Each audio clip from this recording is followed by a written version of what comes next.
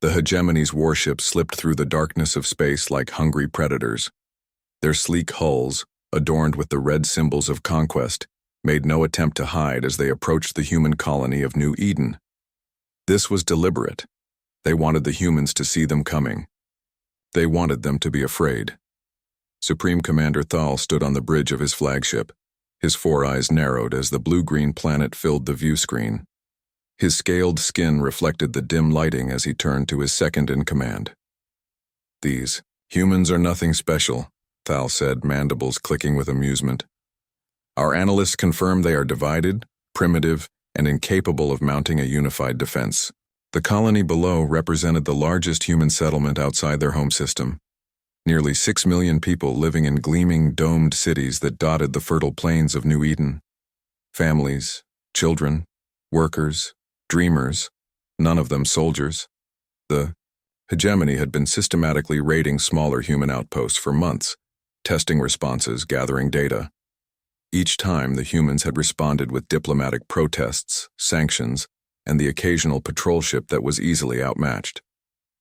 The coalition of 17 advanced species that formed the hegemony had conquered 12 other civilizations using the same approach: probe, assess, then strike decisively when weakness was confirmed.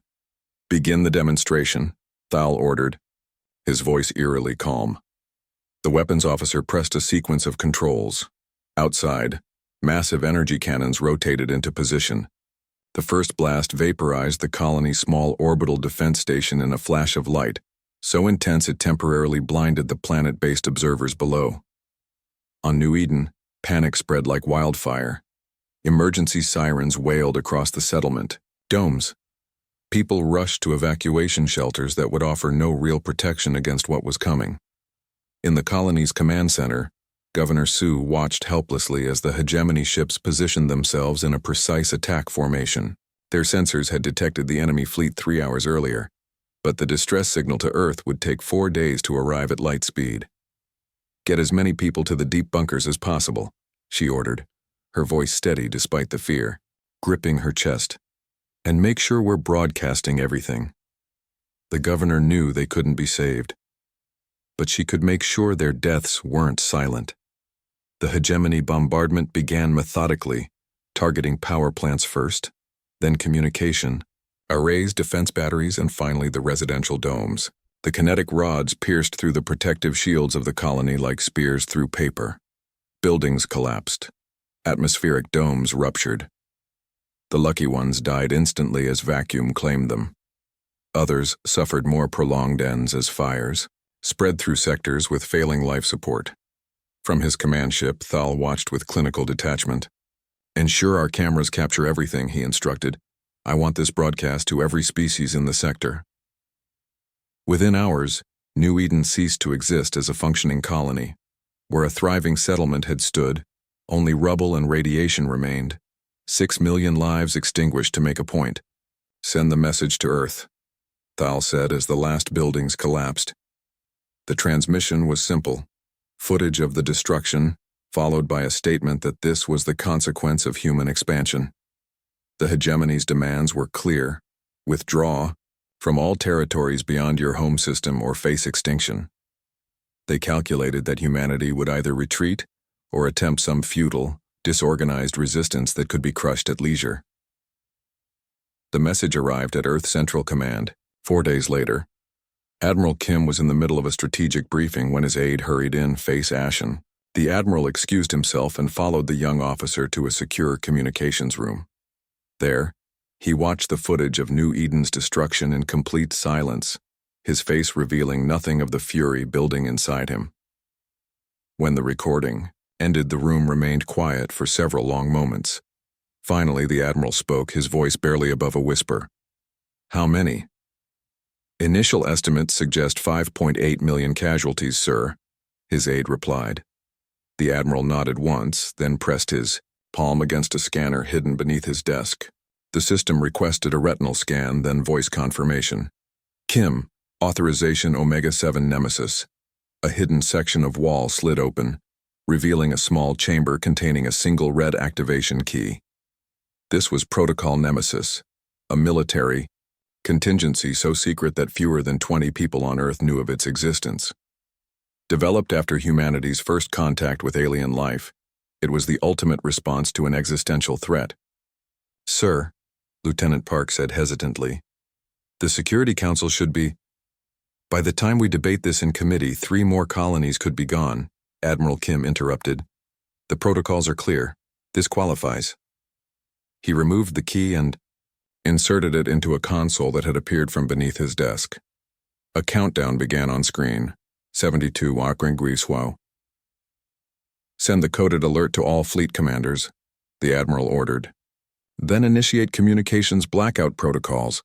All military channels switch to quantum encryption. Civilian networks continue as normal. Let the hegemony think we're panicking."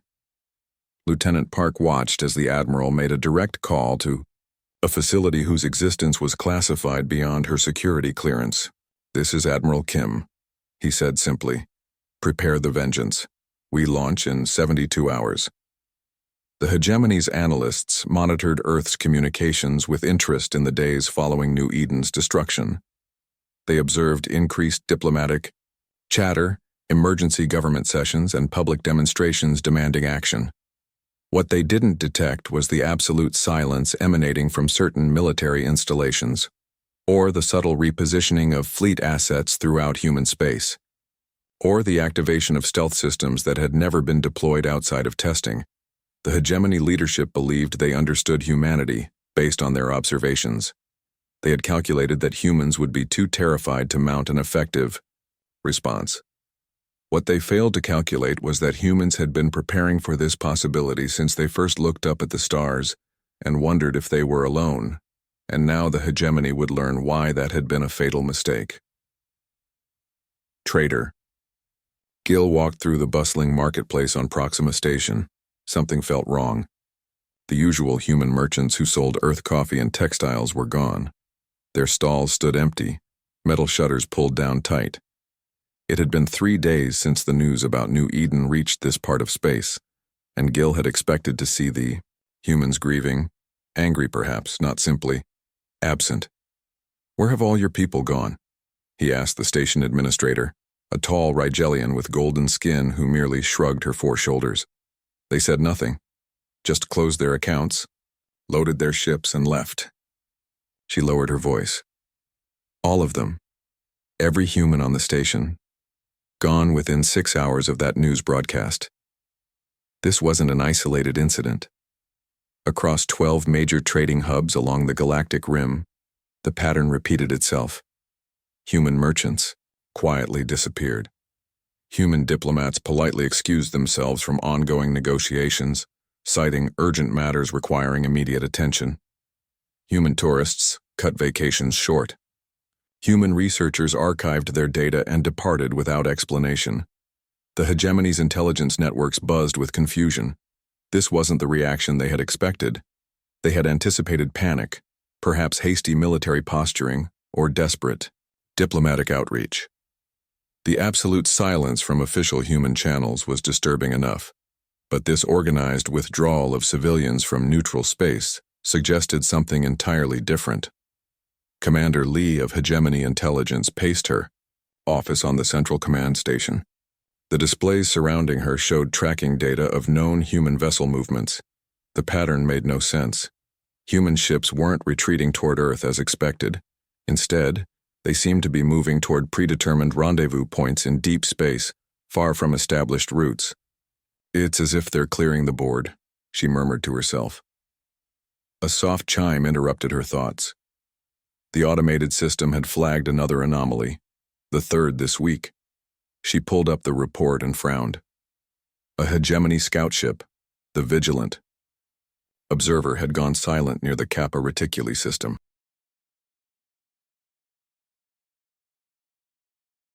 Commander Lee forwarded the report to Senior Tactician Rule, with her own observation attached. "This is the 7th unexplained disappearance of a hegemony vessel in the past 5 days. Something is hunting our ships." Rule dismissed her concerns with typical military arrogance. "Sensor malfunctions, or perhaps asteroid collisions. There is no evidence of human military movement." Our monitoring stations near Sol system report only routine patrol activity. But the whispers continued to spread. A merchant vessel from the non-aligned Cetian Republic reported passing through a sector of space that suddenly went cold, their sensors detecting a massive energy sink that shouldn't exist. When they adjusted course to investigate, the anomaly vanished. On Outpost 47, a listening post on the edge of hegemony space, Communications Officer Tarek picked up an unusual transmission. A brief burst of encrypted data that didn't match any known protocol. Before he could analyze it further, the entire power grid on the outpost failed. When emergency systems came online 12 minutes later, 3 hegemony surveillance satellites orbiting nearby had disappeared without a trace. Supreme Commander Thal remained unimpressed by these reports. Seated in his private chambers aboard the hegemony flagship Inevitable Dominance, he reviewed the latest assessment of human military capabilities. "These incidents are meaningless," he told his war council. "Our intelligence confirms the humans possess no technology capable of threatening our fleet. Their most advanced warships are at least 2 generations behind our standard cruisers." His intelligence director cleared her throat nervously. "Supreme Commander, there is one concerning development. We've lost contact with monitoring station Kappa 12. Thal's upper eyes narrowed. "Equipment failure?"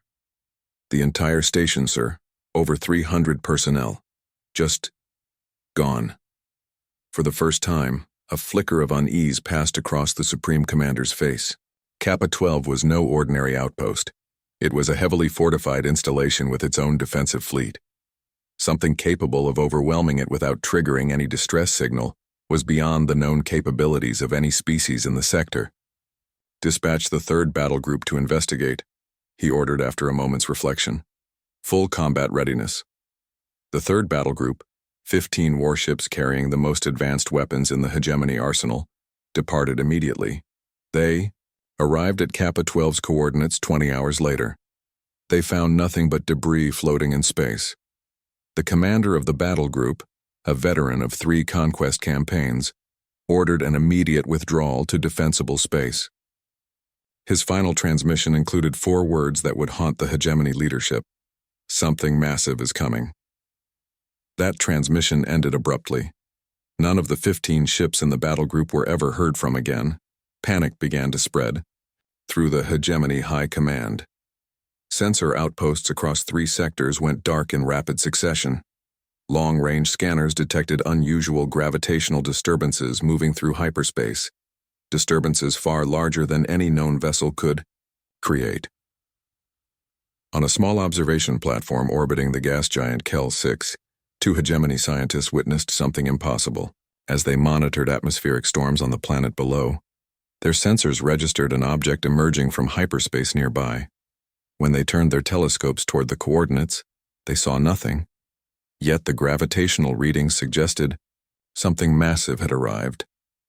Then the stars behind the empty space began to disappear one by one, as if being swallowed by an invisible shadow. "Activate emergency protocols," the senior scientist whispered, hands trembling as she initiated the transmission. "Unknown vessel, immense size, utilizing some form of light-absorbing technology. Position," the transmission cut off. The observation platform continued to orbit Kel 6, but its crew never responded to further communications. Back on the hegemony homeworld, the Security Council convened an emergency session. For the first time in centuries, the 17 species that comprised the coalition found themselves facing an unknown threat. Military vessels were being recalled from conquest operations. Defense grids around core worlds were brought to full power. "This makes no sense," one counselor argued. "The humans are primitive. Their technology is inferior. They have no history of space warfare beyond minor skirmishes." An ancient member of the council, who had witnessed the early days of the hegemony's expansion, spoke with quiet gravity. "Perhaps we should consider that our assessment of humanity was flawed. We judged them by what they showed us. What if what they showed was not all they had?" As the council debated, a technician monitoring deep space communications detected an unusual signal propagating through subspace. Unlike the encrypted bursts detected earlier, This was a clear transmission on all frequencies, directed at the Hegemony Central Command. The message was brief, in perfect Hegemony standard language. You took what was precious to us. We are coming to collect payment. Clear your vessels from the Arcturus sector within 6 hours if you wish them to survive. The Arcturus sector contained the Hegemony's largest military shipyard. Supreme Commander Thal dismissed the message as a bluff. He ordered the shipyard's defensive fleet to maximum readiness, but refused to withdraw any vessels. We will not be intimidated by primitive threats, he declared. 6 hours and 1 minute later, a shadow appeared near the Arcturus shipyard. Where moments before there had been empty space, sensors now detected something so massive it distorted the light around it. The HSS Vengeance had arrived. The Hegemony shipyard at Arcturus was a testament to alien engineering. A sprawling complex of construction docks, defense platforms, and supply depots spanning thousands of kilometers. Over 200 warships were docked there, from nimble frigates to massive dreadnoughts. The facility's defensive grid was considered impenetrable, capable of vaporizing any approaching threat. Yet now the entire shipyard had fallen silent, all eyes fixed on the impossibility that had just appeared at its edge. The HSS Vengeance didn't so much emerge from hyperspace as tear through it. The fabric of reality seemed to shudder as the massive ship revealed itself, shedding the light-absorbing stealth field that had concealed its approach. For a moment, even the hardened military commanders of the Hegemony defense fleet could only stare in disbelief. It was enormous, nearly the size of a small moon. Its hull was midnight black, absorbing rather than reflecting the light of the nearby sun. Unlike the sleek organic curves of Hegemony vessels, the human warship was angular and brutal in its design, with massive armored plates and weapon systems unlike anything the aliens had encountered before. Impossible, whispered the commander of the shipyard's defense fleet. Our intelligence said they had nothing like this. On the bridge of the Vengeance, Admiral Kang stood silently, hands clasped behind his back as he observed the Hegemony installations through the massive viewscreen. The bridge was eerily quiet, the crew focused on their stations with grim determination. Every person aboard had been personally selected by the Admiral, and every one of them had lost someone in the New Eden massacre. Weapons status, the Admiral said, his voice calm despite the weight of the moment. Captain Choi checked her console. All systems nominal, sir. Targeting solutions prepared for first phase objectives. The Admiral nodded. Communications hail their command. Communications Officer Min adjusted his headset. Channel open, sir. Admiral Kang stepped forward. His face remained expressionless as he began speaking. His words transmitted across all frequencies to ensure every Hegemony ship and station could hear him. This is Admiral Kang of the human strategic service vessel Vengeance. You have committed an act of genocide against the human colony of New Eden. You believed we would respond with fear or disorganized retaliation. He paused, letting his words sink in. We were not silent. We were preparing. The Hegemony's response was predictable. 50 defense platforms pivoted toward the Vengeance, energy weapons charging. 3 squadrons of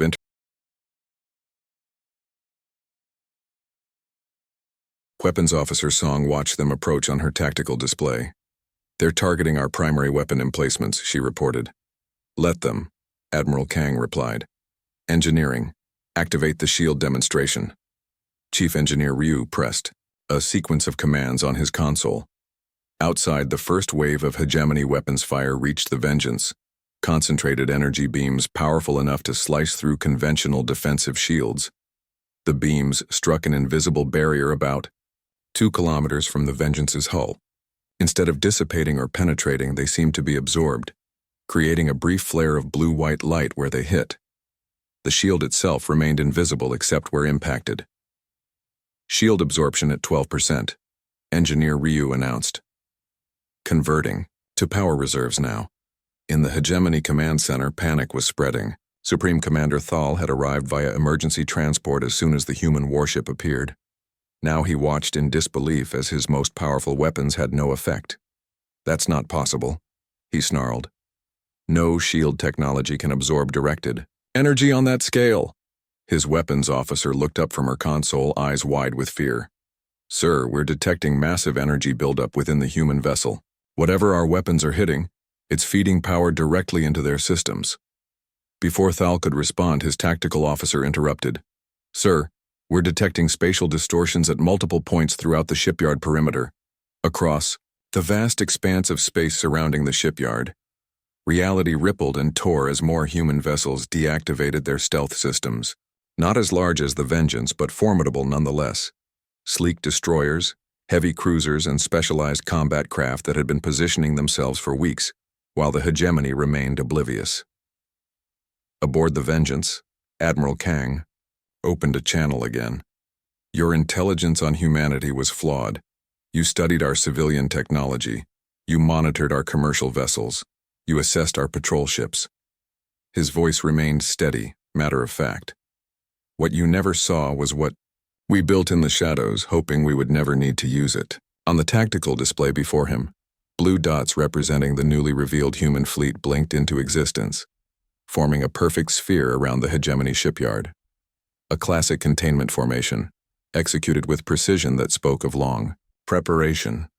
"My government has authorized me to share certain historical files with you," the Admiral continued. "You should review them carefully before deciding your next action." Throughout the hegemony fleet, command consoles suddenly displayed data streaming in. Historical archives from Earth that had been classified even for most humans. Records of wars that had engulfed the entire planet. Weapons of mass destruction, tested and deployed. Strategies developed over centuries of conflict. The brutal efficiency with which humans had fought each other for millennia. And most disturbing of all, detailed schematics of the Vengeance and its sister ships, revealing that they had been under construction for over 40 years, hidden in classified shipyards beyond Neptune, long before first contact with any alien species, as if humanity had always expected to need them someday.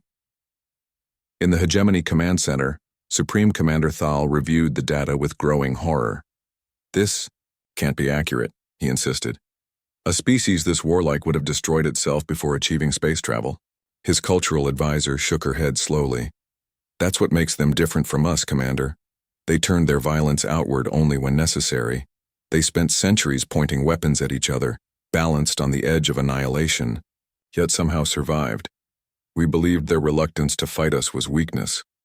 She looked up at the massive human warship on the viewscreen. It wasn't. It was restraint. Commander Thal's mandibles clicked in agitation. "We still outnumber them. If we coordinate a full assault—" "Sir," interrupted his tactical officer, "sensors have completed their analysis of the human vessels. The technology, it's unlike anything in our database. The power readings alone suggest capabilities far beyond our most advanced systems." On the bridge of the Vengeance, Admiral Kang waited patiently as the hegemony leadership absorbed the information he had provided. His tactical officer approached with an update. "Sir, they're mobilizing their dreadnought squadrons.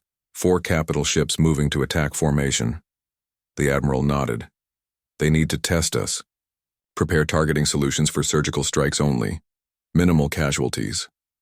Captain Choi looked up in surprise. "Sir, we could cripple their entire fleet with one volley." "We're not like them," the Admiral replied quietly. "We don't kill indiscriminately." He turned to Weapons Officer Song. "Target their propulsion and weapon systems only. Leave life support and command centers intact." As the hegemony dreadnoughts approached, their massive forms bristling with weapon emplacements, Admiral Kang opened the channel once more. "This is your only warning. The Vengeance carries enough firepower to reduce your entire shipyard to atoms. But unlike you, we do not target civilians. Power down your weapons and you will be spared." Supreme Commander Thal snarled at the human's audacity. "Open fire. All batteries." The hegemony dreadnoughts unleashed their full arsenal, plasma cannons, quantum torpedoes, and graviton beams designed to tear apart matter at the subatomic level. The space between the opposing forces lit up with destructive energy. On the Vengeance, not a single crew member flinched.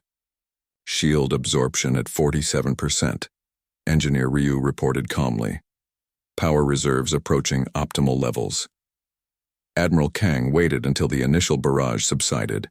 Then, with a slight nod to his weapons officer, he gave the order they had all been waiting for since news of New Eden's destruction reached Earth. Show them what we can do.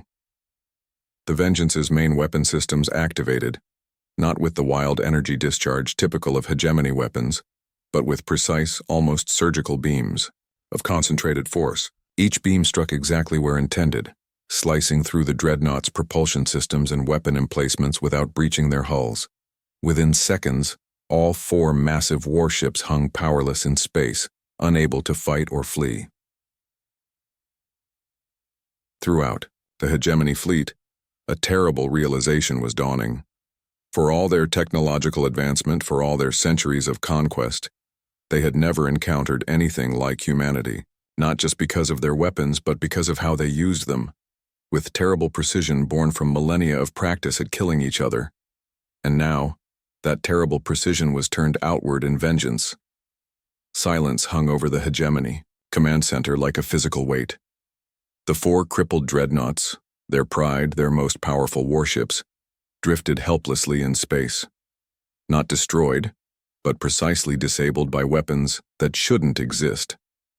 Supreme Commander Thal stared at the tactical display, his mind struggling to process what he had just witnessed.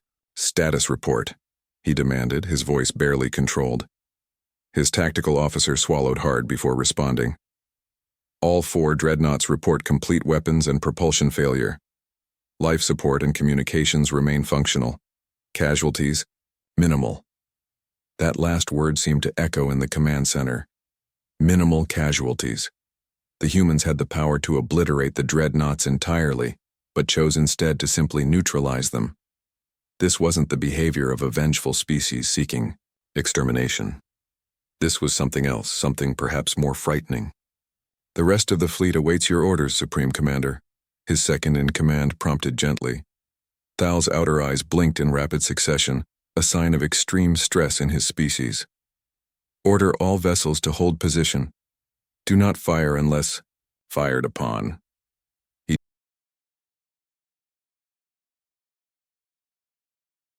Before the officer could comply, the main view screen activated on its own.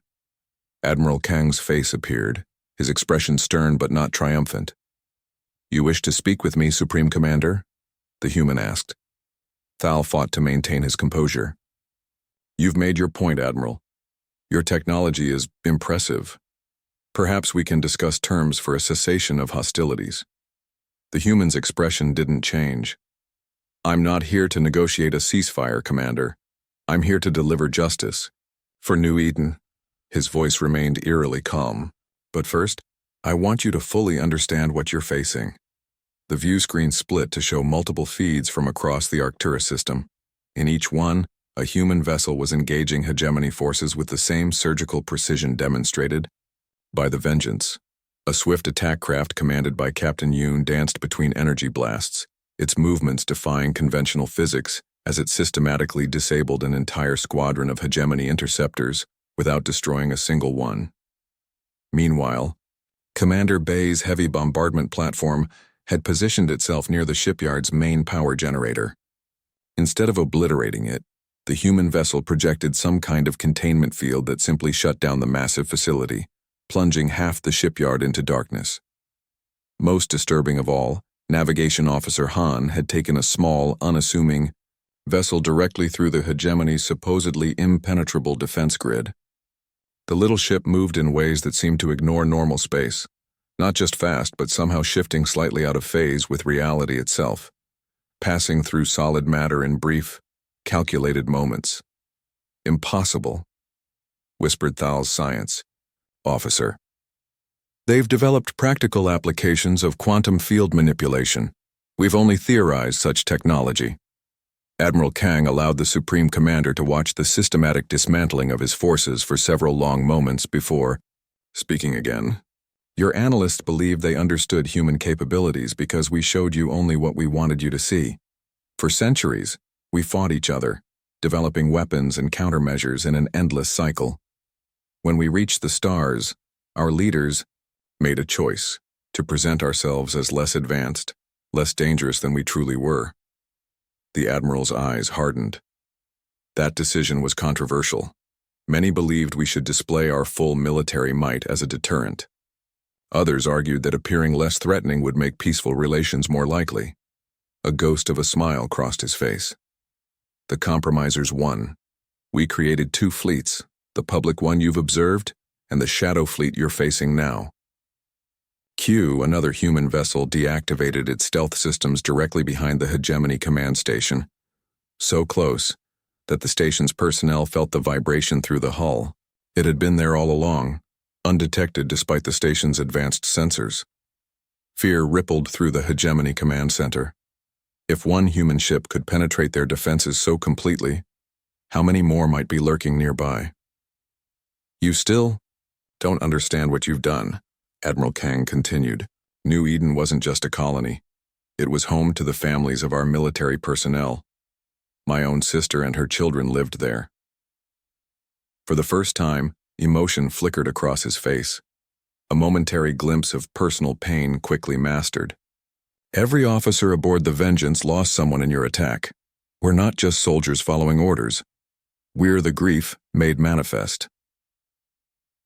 Throughout the shipyard, more human vessels revealed themselves, each targeting critical infrastructure, with precise strikes that disabled rather than destroyed. The pattern became clear. They were systematically eliminating the Hegemony's ability to fight without causing mass casualties. On the bridge of the Vengeance, Weapons Officer Song reported, "All primary targets neutralized, Admiral. The shipyard's defensive capabilities are offline. Their fleet is contained." Admiral Kang nodded. Phase 2 then. Prepare the demonstration. The Vengeance's main weapon array began to reconfigure, components shifting to form what appeared to be a massive focusing lens at the front of the ship. Energy harvested from the earlier Hegemony attacks flowed into the system, creating a swirling vortex of power visible even to the naked eye. "What are they doing?" Thal demanded of his science team. "Unknown, but the energy readings are beyond our scale of measurement," came the frightened reply. Admiral Kang opened the channel again. "Supreme Commander, direct your attention to the uninhabited moon orbiting the 5th planet of this system." All eyes turned to the small barren moon in the distance. For centuries it had been used as a testing ground for Hegemony weapons, a dead rock of no particular value beyond its convenient location. The Vengeance turned slightly, aligning its main weapon array with the distant moon. There was no dramatic charge-up sequence, no warning burst. One moment the moon existed, the next it simply didn't. Not exploded, not shattered, just gone, converted entirely to energy in a process that defied conventional physics. Stunned silence filled the Hegemony command center. Such power was theoretical at best, the ability to convert matter directly to energy without a chain reaction, with perfect efficiency. That was 20% of our main weapons capacity, Admiral Kang said quietly. Used against a lifeless rock as demonstration only. We have never deployed this technology against any living population, despite possessing it for over 30 years. The implication hung in the air.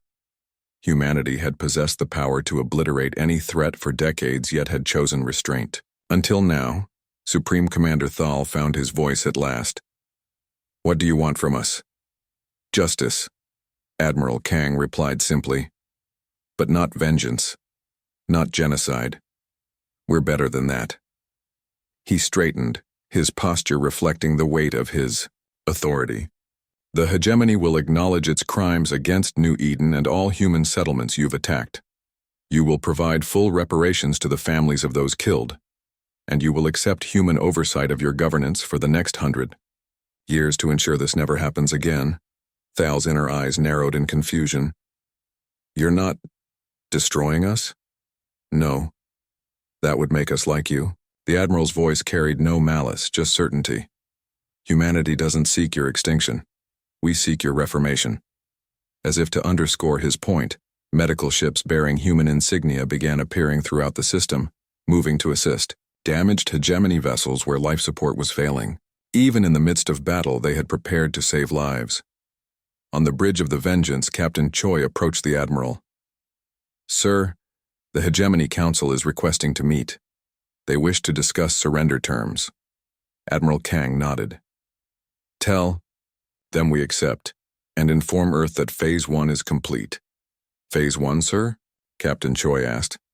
The Admiral turned to look at the tactical display showing the positions of the human fleet across the system, a perfectly executed military operation decades in the planning.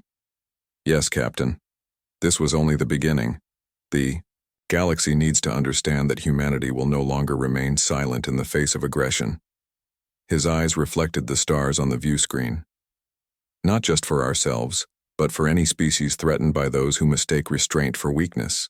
Throughout known space, other human vessels were revealing themselves near key hegemony installations, a coordinated show of force that demonstrated just how completely humanity had infiltrated their territory without detection. The message was unmistakable. We could have struck anywhere at any time. We chose this moment, this place, this method.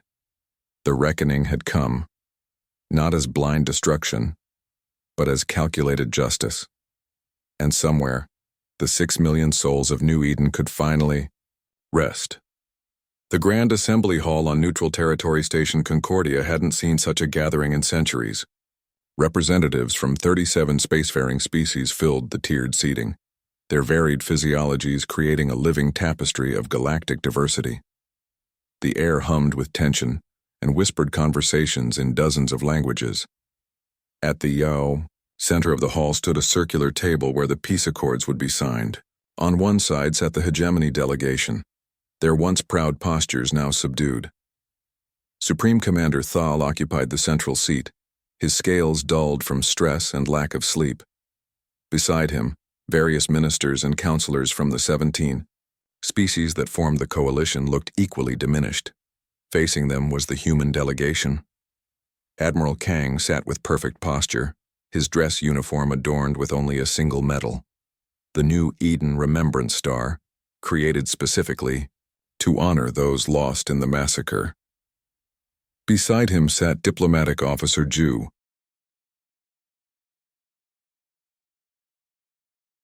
The neutral mediator, an ancient Verdani whose tree-like form towered over the others, raised their branches for silence.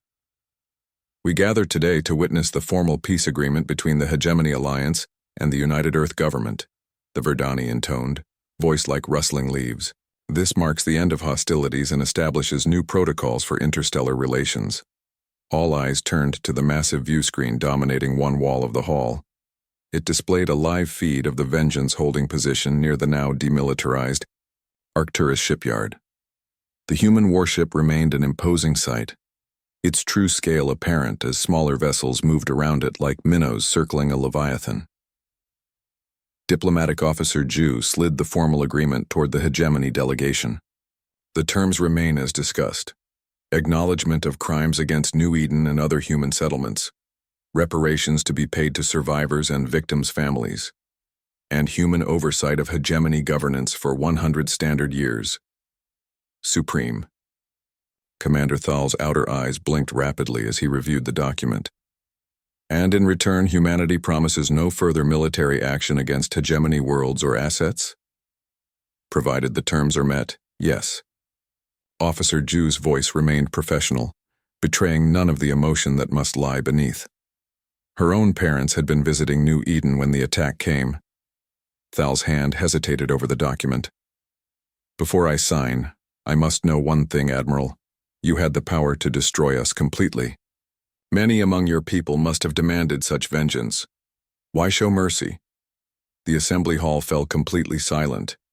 It was the question everyone had been asking since the vengeance first revealed itself at Arcturus. Admiral Kang considered his response carefully. Throughout human history, we've learned one truth repeatedly. Cycles of vengeance lead only to more suffering. He leaned forward slightly. We could have annihilated your forces, perhaps even your homeworlds. But what lesson would that teach? That the strong should exterminate those who wrong them? That's the very philosophy we sought to end. The Admiral gestured to the view screen showing his mighty vessel. The Vengeance wasn't built solely as a weapon, Commander. It was built as a statement that humanity possesses the power to destroy but chooses not to. Its purpose was always deterrence, not domination. A murmur ran through the assembly hall. For many of the gathered species, this concept seemed foreign, having power yet deliberately choosing not to use it to its fullest extent. Thal signed the document, his movements deliberate. As he passed it to his fellow council members, he spoke quietly. You realize this changes everything. The balance of power, the understanding of technological development among species. Nothing will be the same. That was inevitable from the moment you attacked New Eden, Admiral Kang replied without rancor.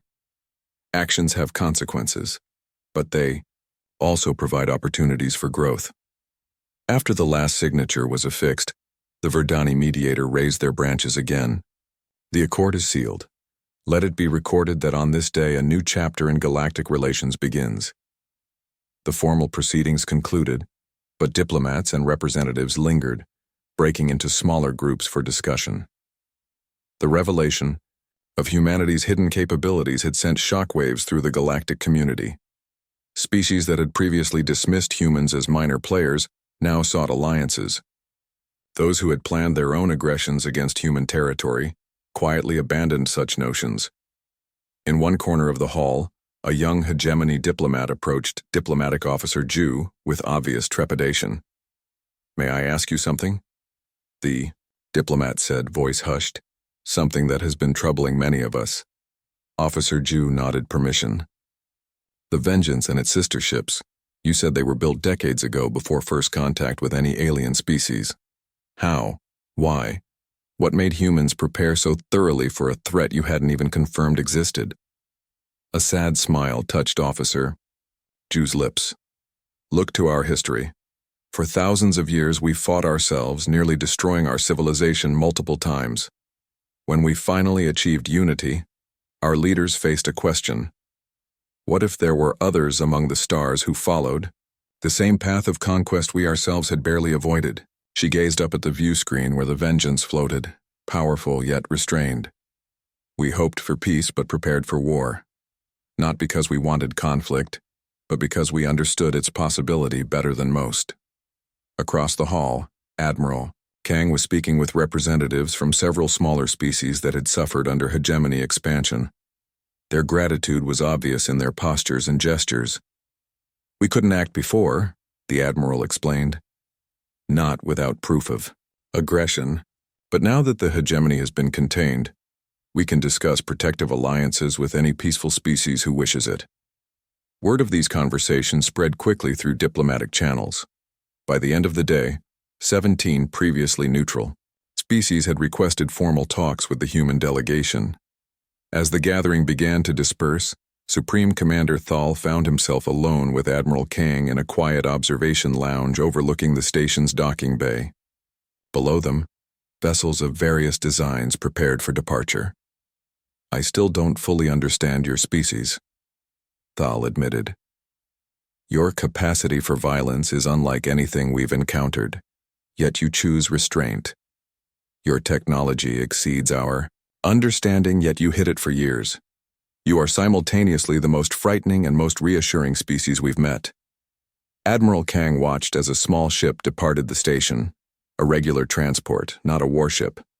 Ordinary people going about their lives, the real purpose behind everything the fleet did. Perhaps that's what truly separates us, the Admiral said. Not our technology or our military doctrine, but our understanding that strength carries responsibility. Power without wisdom destroys itself eventually. He turned to face the hegemony commander. You believe silence meant weakness, that no response meant fear. But sometimes, Commander, silence simply means preparation.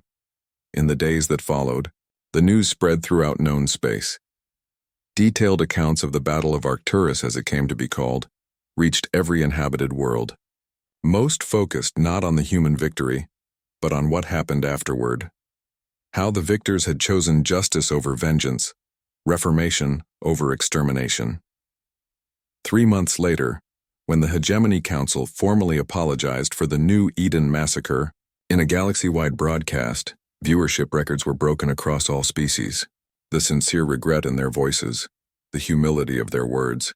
These were not the actions of a conquered enemy, but of a civilization beginning to understand its errors. On Earth, construction continued on memorials to those lost at New Eden. But alongside them rose new diplomatic centers, cultural exchange facilities, and meeting halls designed to welcome alien visitors. The revelation of humanity's true capabilities had not led to isolation, but to greater engagement. In orbit above Earth, the Vengeance's sister ships remained vigilant, a reminder of humanity's resolve and capabilities. But their presence was now understood differently by the watching galaxy, not as a threat, but as a promise. Those who seek peace will find friendship. Those who choose aggression will face justice. A new understanding had dawned across the stars. Humanity spoke softly.